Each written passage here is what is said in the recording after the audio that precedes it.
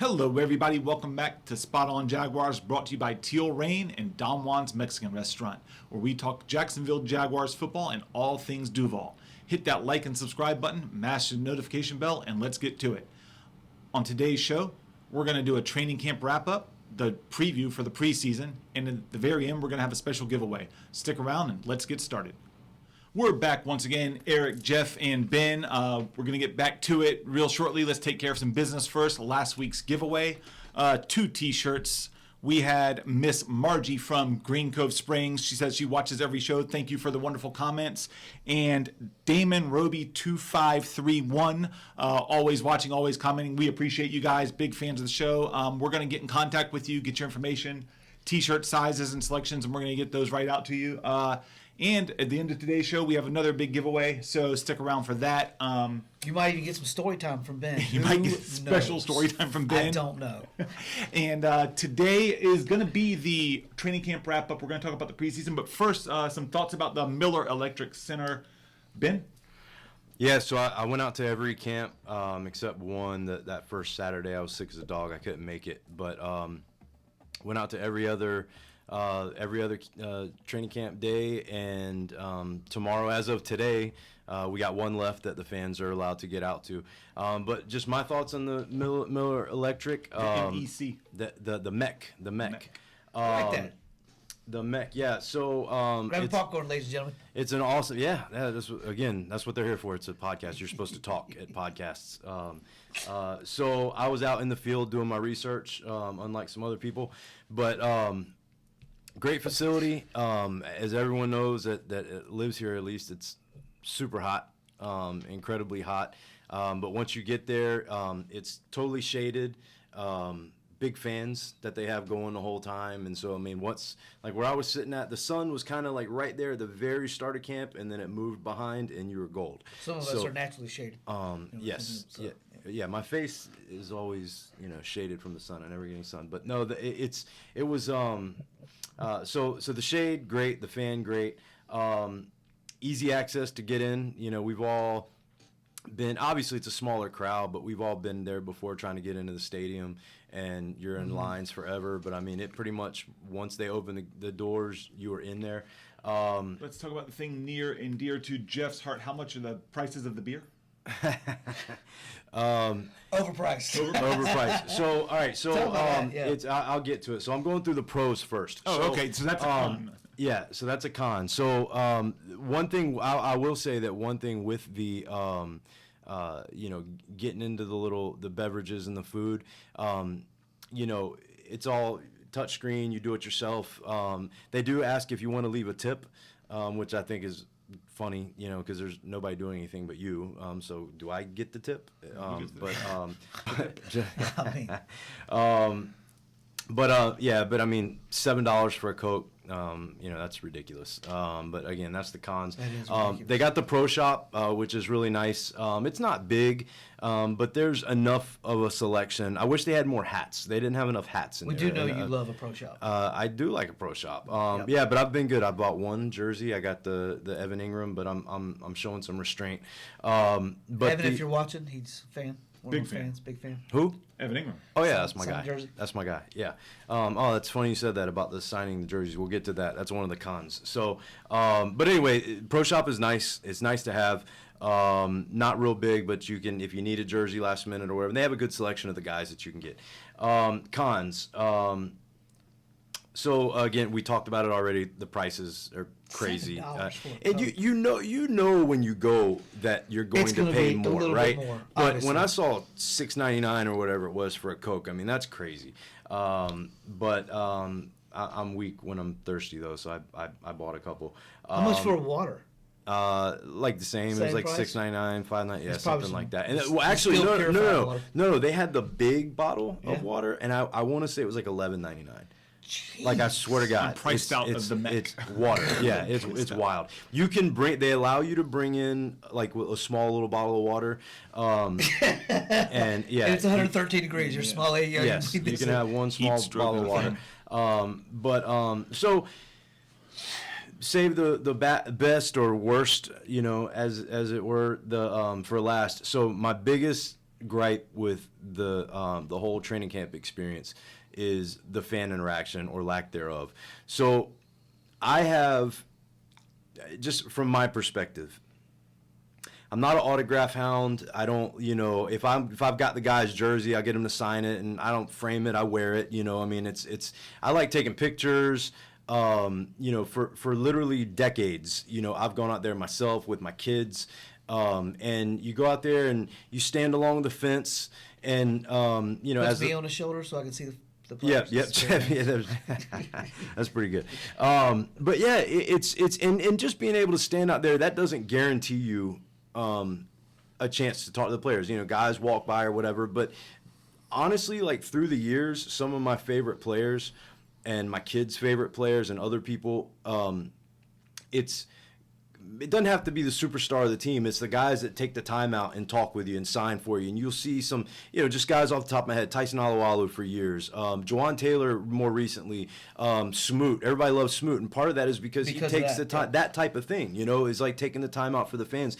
And it seems as though it's getting kind of corporate, and they're taking that out. Now, there is still some autograph signing and stuff like that. But the way I was going to say, the Jaguars have been really good over the years with fan interaction with the players. This is just, I think this just might be a logistics thing. It could be. Well, I think they will address it. They've been really good about this. So going out there, part of when you go out to training camp every year, you see a lot of familiar faces. There's people that you're, Jaguar friends with. You go out there, you don't see them, until football season, and a lot of the people that have been there since day one, everybody had the same complaint. So what they are doing is they randomly hand out lanyards to people. And then those people are allowed to get in line and they get autographs for, a position group. And that's cool. Yeah. I don't. And what I don't like about it is, so like, for example, I went out there, my little daughter, she's real cute. And 3 days she went out there. My middle daughter came out another day. I had kids and their friends that I took out to camp. And, we never got selected or picked or whatever.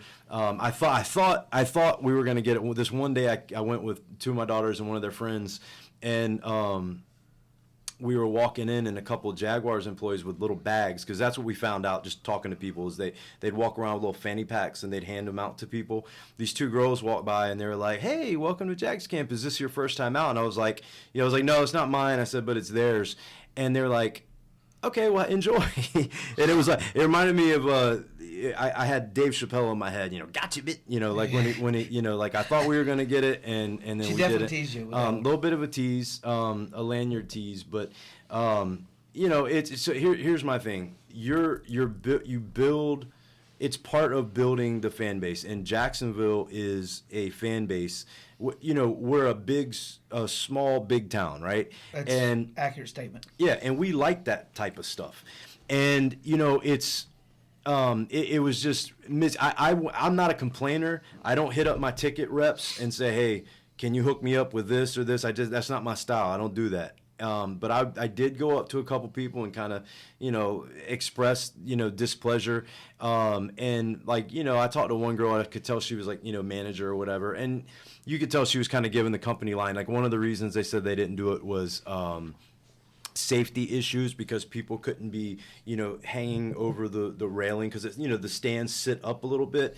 But then at the practice in the stadium, what were people doing? They're literally the same thing we do every year when we go to a scrimmage or whatever in the stadium. The players walk around and you lean over and you hand them stuff and you take pictures or whatever. So it was, and I wasn't mad at her, because I know it comes from on down. Trickles down. It does, but it's just, it was weak. Highly disappointed in that, and I told her, I said, "Listen," I said, "there's some Jaguar nerds like me that I plan my schedule around training camp." I had a couple work opportunities out of town that I turned down because they would have interfered with camp, and you plan, and I again, I've been out there every day but one, and not once have I gotten a chance to, take a picture with, players and stuff. And I like that stuff. And you're big into that. Like I said, this is the first year of the MEC, and I feel like this could be a logistics issue. I feel like the team could address this at a later point in time. I feel like this is going to be addressed. I really do. This is my only. It will be because the players are always, because every time I go out there with you after the game, the players always interact with us. There's only been one player that's ever shunned us, and I don't know if you know who he is, but I would kick him too if I was a coach. Your boy. Well, there's been some through that dude. Who, your boy Jalen? No. Who? Dude. I don't know what that is. Kicker every time he makes a damn kick. Oh, Lambo. Yes. Yeah. Man, that's why I referenced I'd kick him too if I was a coach. Yeah. He was the only guy. You were with me. I remember. And he did. We were like, hey, and he was just like, sorry guys, I got to go, and then he hung out. Just like a John Mayer. We spent the first 11 minutes of the show talking about how you couldn't get an autograph. I understand. I don't want an autograph. It's registered. It's filed. We understand. Peterson, we need to get him an autograph. Listen, he is very upset somebody get about this man an autograph right now. Let me say something though. Before we even hit the live button, we've been listening to this since he's got here. I mean, this is my 5th drink. So here's the deal. You say it's a logistical issue. I don't buy it because they've got everything else thought out and everything ran so smoothly, and then they just didn't think that this was going to be an issue. I think, and if the players, think it's a drag to, take time out, I'm like, too bad. You know what I mean? That's like part of it, And then, and the other thing is too, if you look on social media and you look at like other, Is there a word for a male Karen? Bro. What is this? We've done 15 minutes because he couldn't get an autograph. Right. So I don't want an autograph. What I'm saying is I'm telling you, as the only person here that's gone out to camp every day. Now we get the qualifier. Okay. No, hold on a second. And everybody that I've talked to, the people that are like diehard fans that go out every year, and everybody's pissed about it. It's something that should be talked about. When you got here, you said you got color. You're getting color now. That's because it's enraged over. No. I'm irritated at that, but dismissing it is what's pissing me off. And what I'm saying is it's a big thing that they just kind of they blew it. Over. But with that said, overall, and I started with the pros. The facility's awesome. The comfort level is off the charts. And it's a great facility. It wouldn't have been too hard to figure something better out with. Now, actually, just thinking about that, what you said, I remember, years before you go into training camps, you always. I've got a million pictures. I've got just everybody. And it's a lot of times not even me. It's my kids. I can see why. I can see why you're a little perturbed, because every year you go to training camp and just a regular. Moving right along. Can we talk about the actual training camp? Yes, we can talk about the actual training camp that I attended and you didn't. Okay. So. You didn't get an autograph. This is the worst part of the day. Okay, so. And a $7 Mountain Dew. Coke. All right, $7 Coke. They don't have Mountain Dew. He's pissed about that too. Yeah, I am pissed about that. I need some Mountain Dew, damn it. Okay, and getting to the actual training camp, the big thing that everyone's talking about, the large standout from camp, Calvin Ridley, even impressing the other receivers. Zay Jones had a comment talking about he moves different. He catches everything that's within his reach. Just talking about how he plays like a professional, what he brings to the team, that extra dynamic. Tell me what you thought about Calvin Ridley, Ben? That's the big one. It's just like he was different. I mean, he looked like I guess I'm getting old, but like just seeing him run a route, it looked like I'm like pulling a muscle just from him running a route. Yeah, I mean, it's just like bam, bam. It was crazy. And not just Zay. There was a lot of players, like when they would be interviewed, I think Trayvon, they were talking to him at one point, and they were like, is Calvin Ridley standing out? And I mean, he looked at the reporter like he was dumb. He was like, yeah, we noticed him. Like he's crazy. It's getting off the line. It's getting in and out of the breaks. It's the footwork. It's everything. It's catching. Every time he catches it, he runs to the end zone.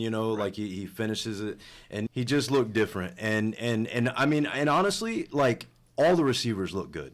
And so when he kind of stands out, amongst a really talented group of receivers, I can't wait. I mean, you remember, and as of the last time we saw him play NFL football, he was a dynamic game changer. He was the difference maker. He's that guy. And when he settles into his role as the number one target, the number one receiver, that lets other guys like Zay Jones or even Evan Ingram, it lets them fill into their roles. Christian Kirk now becomes the second option on the team, not the first option. It makes it that much easier on everybody. It's like a point guard setting people up to make the game easier for the rest of the team.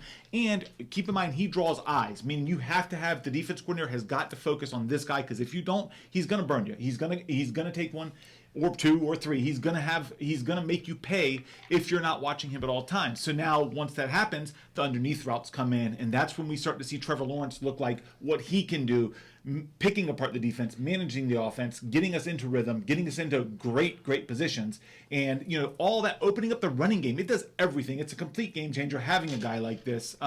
He can do it all. I mean, this is that guy, Jeff. I mean, this offense with him, it brings me back to the good old days of this explosive offense. That is, you have to stop our offense. I mean, you've got guys like Boselli and some of these guys that were on those teams saying this might be the most explosive offense that we've ever 100%. had. You look at his stats the last time he played in 2020, 90 receptions, basically 1,400 yards.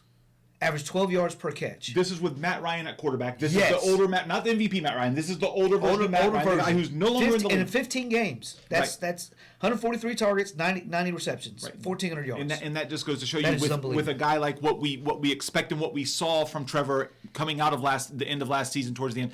That shows you what we can expect, what we are expecting. And he's on a mission.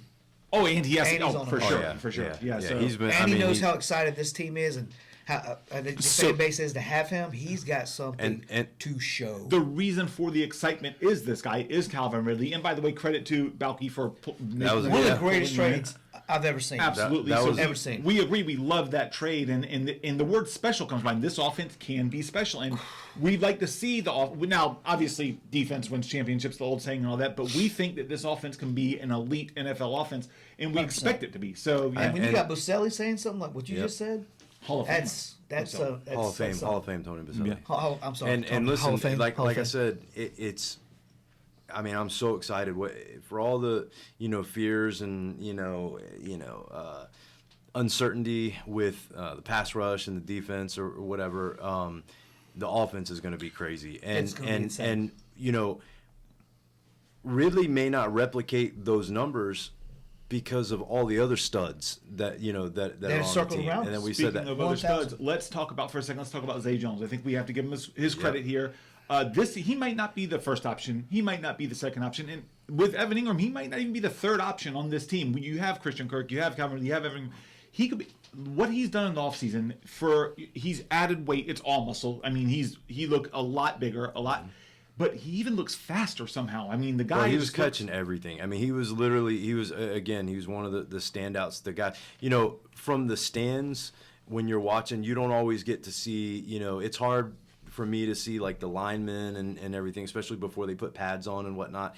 But there's certain guys, and we're talking about them. But Zay is right there at the top as far as like he was catching touchdowns, he was going up and getting the ball. I mean, he was looking real good. And I'm telling you, it's probably the addition of having a Calvin Ridley. Yeah, it pushes everybody. It pushes everybody. It pushed me. If I was out there, I'd be like, okay, I got to now, keep up with this guy. Let's talk about rookie receiver Parker Washington, who sees how these guys prepare, how these guys get ready, how these guys go about their work, their business, practice, how they get off the line, how they get another. You can learn, you can pick up stuff like that when you get a guy like Parker Washington, 5'10", 4'4", 4'5", 40-yard dash. This is, he's going to be a legit, weapon in the offense. Maybe not the very first couple of games, but once he settles in, we're expecting him to do big things. It's going to be a pick your poison with this offense, and it's going to be a, who are we going to try to limit and who's going to beat us and who's going to not beat us. I don't think this is an easy case for any defensive coordinator around the league or any defense to handle. No, and I don't know that because of all the weapons, I don't know that Parker Washington gets on. I think Parker Washington and I think that, as a rookie, it's going to be tough for him to get on the field unless there's a guy has to miss games or whatever. They got him with the depth chart that when it got released. He was backing up Jamal Agnew and punt and kick returns, and you could see him working on that a lot. One thing that struck me with him is maybe it was just me not knowing enough. But when you see him in person, he's thicker. I mean, he looks like a running back. I mean, he's solid. Like me. Yeah, I think he's going to be. And you saw him out there making plays. So yeah, I'm excited about him. All right. Also, another bright surprise of the training camp, Tank Bigsby, and newsflash, Tank runs like a tank. Fast tank. We know that he's supposed to be the power runner of the running back core group, But I mean, surprisingly, he has some speed. I mean, he has some speed to him. Talk about him, Ben. What'd you see from Tank? Obviously, he's been a standout in training. I don't want to downplay it. Yeah. He's looked really, really good, and we're expecting him to come in, take some carries off of Travis Etienne, keep him healthy, fast, and running good into the postseason. Once we obviously expect that this year. First talk of all, about Tank. I'm going to talk about Tank, but can you please pronounce Travis Etienne's name correctly?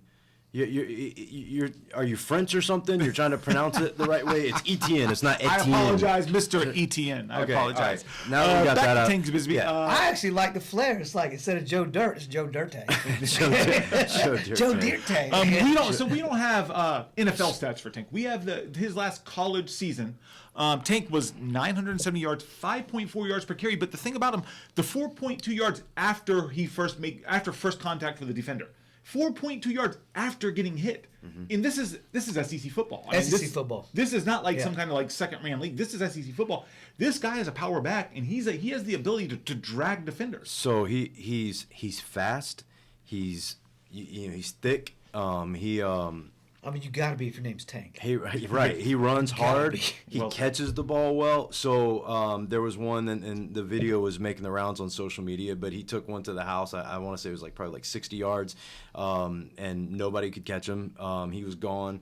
I saw today out at practice, he was lined up wide outside at receiver. I remember some people talking early on that he – catching was not his strong suit, but Bernie Parmalee, the running backs coach, he was like, no, this guy can catch, and you can see it in practice. And so what I'm so excited, I think Etienne, by the way, is going to have a breakout year. So it's not like we're forgetting about him. But again, what's so exciting about this offense is, on paper at least, Tank, he's got to prove it in the NFL. But you're going to have Etienne, who's already shown to be, an electric player, who I think is going to take another step. But when he comes out of the game, you're in theory, you're not going to lose a step. You're going to have Tank come in there. Etienne, the defense is not going to get a break when he comes out. Not at all. Right. So you got Etienne. They're both fast. They both run hard. Etienne is more twitchy and shifty and quicker. And then Tank is more powerful. But they both catch the ball. It's and just the whole running back room in general, man. With Jermichael and Dearness Johnson, I mean, we're loaded at running back. And being that I have not watched, we haven't watched Tank in live, mm-hmm. okay, with Etienne. It just on paper and what I've heard, it takes me back to the glory days of Fred Taylor and James Stewart. Mm-hmm.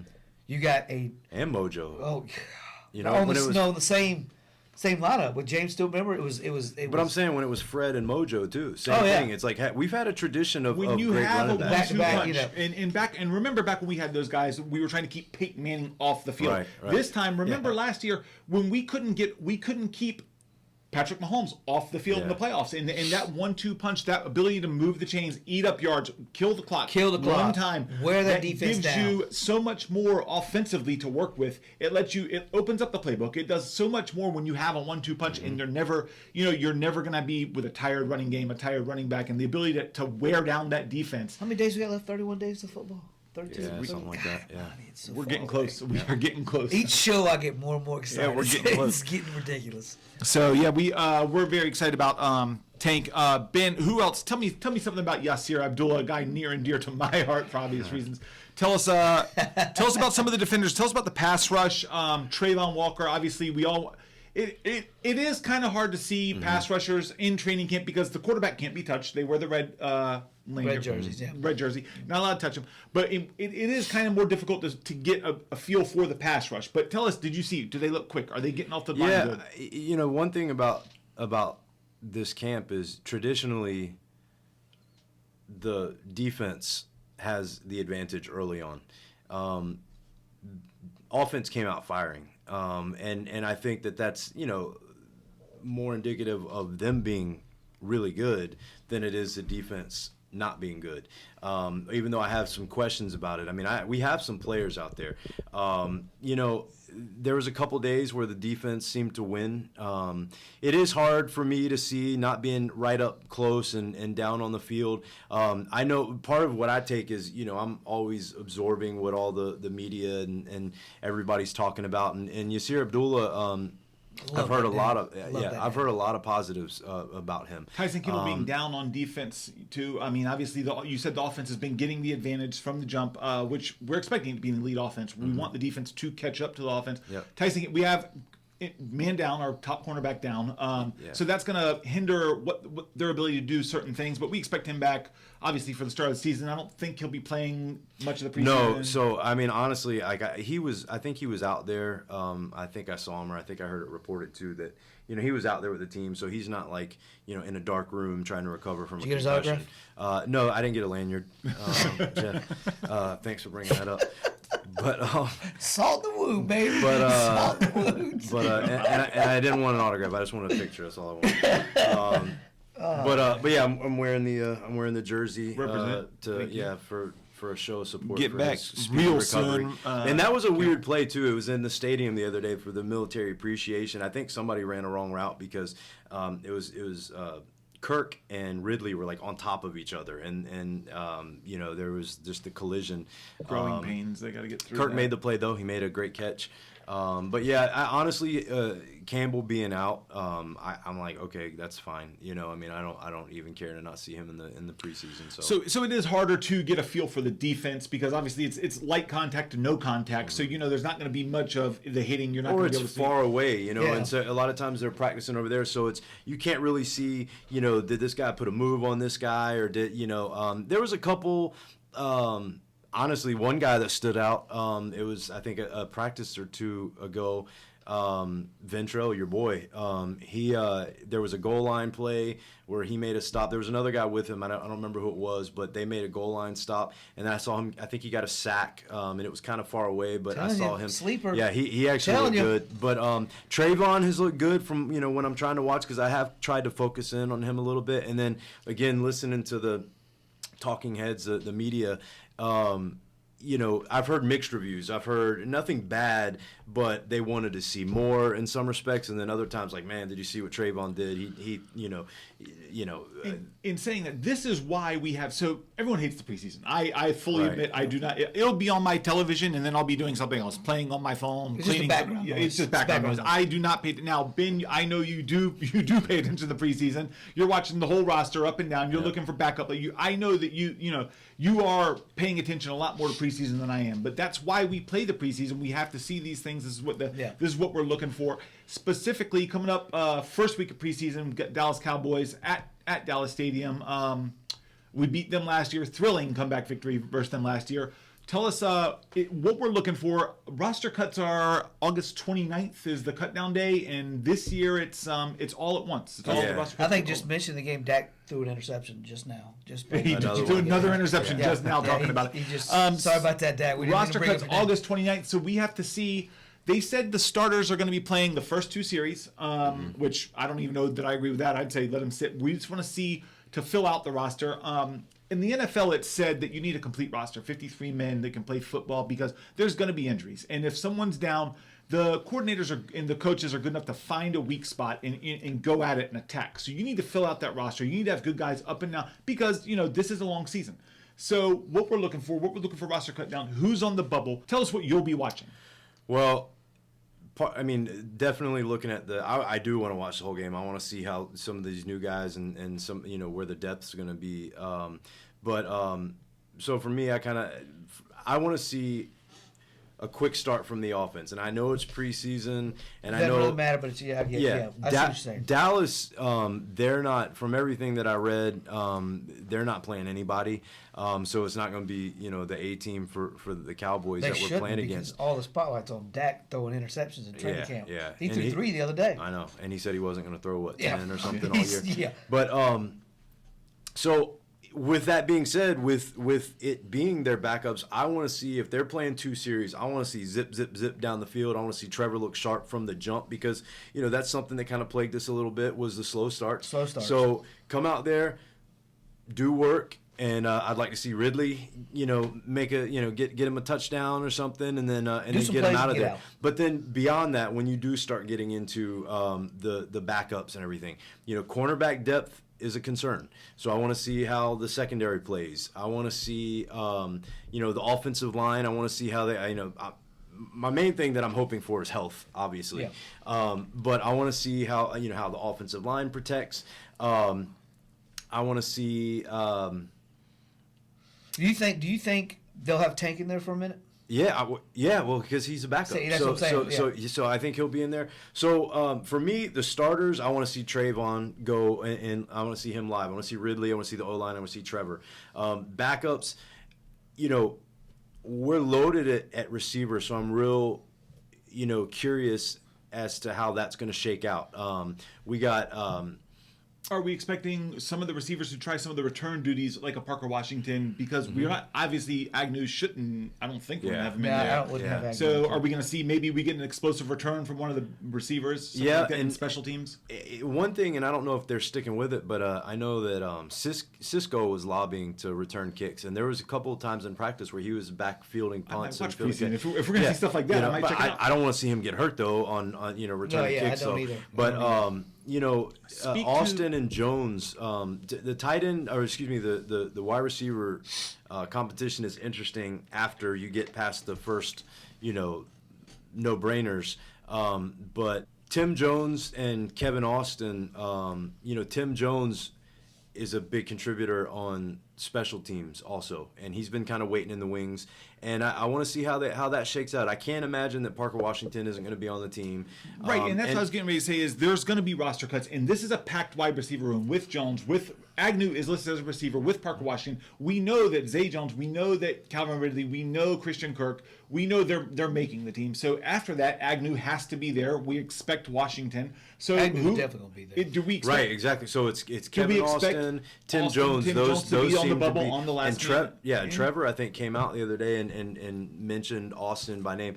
Tim Jones has been a good player, and he's a real good special teams player. He had a rough practice today. He dropped like 2 passes. One of them was like wide open. And it just fell out of his question is, hands. Are we going to be carrying 6-7 receivers in the season? I don't think that's going to be the And case. I think if we put guys on the practice squad, they're going to get snatched up, So but that's new to Jacksonville. Usually our Right. practice squad players do not get I'm snatched actually looking forward to this game because I really want to watch our linebackers. And that's what I was going to speak to the linebackers. defense, because like I said, in the training camp it's hard to gauge defense because there's not, it's like contact or no contact.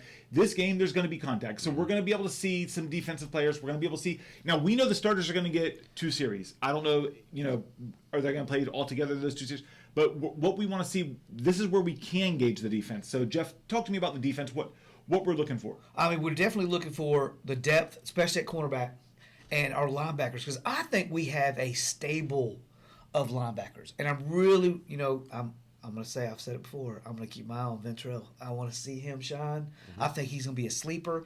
I want to see Trayvon. We know what I want to see him. Definitely. Like, if he's not showing up, I would keep him out there more than 2 series. I don't care. You're the number 1 pick. You're the number 1 pick. I can't risk it. I'm risking it because I'm like, you're not showing me what I need to see. You're not showing me what I need to see we're not because gonna it's so important for him to have a breakout year this year. One good thing, though, and I keep trying to go back to this and, look at the bright side is with the offense being as powerful as I think it's going to be, that will help make the opposing offenses more one-dimensional, so they're going to be in catch-up mode, and so that'll open things up for our pass rushers. So I'm hoping that plays into and point. We don't know. Again, hard to see at camp for me, from the stands, but they, they're going to – it's another year in Mike Caldwell's defense. Guys know what's going on. And one thing, and we won't see this in preseason, but a lot of people have been speculating on like Devin Lloyd because they had him, I saw he's one of the breakouts. Yeah, he's another guy that people have talked about, said he looks good.